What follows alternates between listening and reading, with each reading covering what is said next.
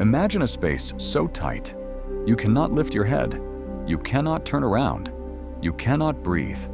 Now imagine, you're stuck there upside down, and no one can pull you out. This is the story of Nutty Putty Cave and the man who became part of the rock forever. November 2009. John Jones, a 26-year-old medical student, came home for Thanksgiving. He loved adventure. He had explored caves his whole life. He thought this would be just another fun trip. Nutty Putty Cave was famous, but dangerous. It was known for its tight, slippery twists. John and his brother Josh entered the darkness. They were looking for a famous passage called the Birth Canal.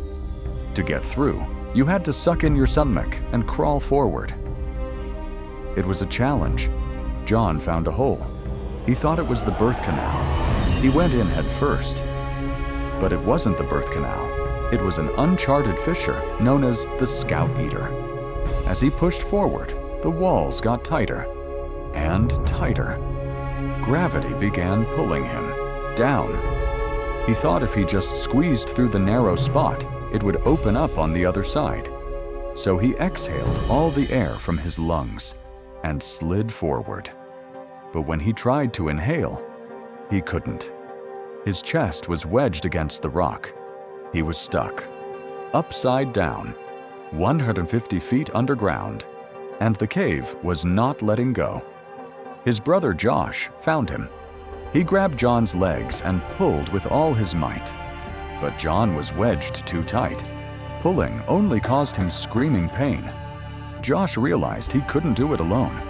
Josh had to make a terrible choice: leave his brother alone in the dark, to go get help.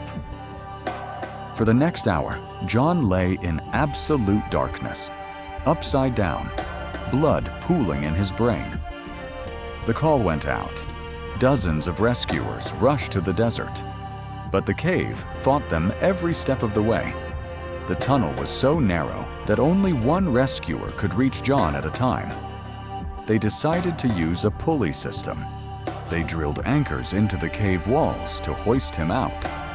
After hours of work, they were ready. They tied the ropes around John's legs and began to pull. It worked. John moved.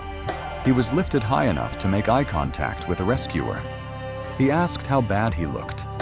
The rescuer lied and said, "You look great." They thought he was saved. But then, the rock arch holding the pulley shattered. The rope snapped. John fell back into the hole, deeper than before, wedged tighter than ever. 27 hours after he entered, John's heart stopped. The rescue became a recovery. It was too dangerous to get his body out. So they did the only thing left to do. Nutty Putty Cave is now a grave. John Jones remains there, embraced by the earth forever. The rescue teams were exhausted. They had tried everything.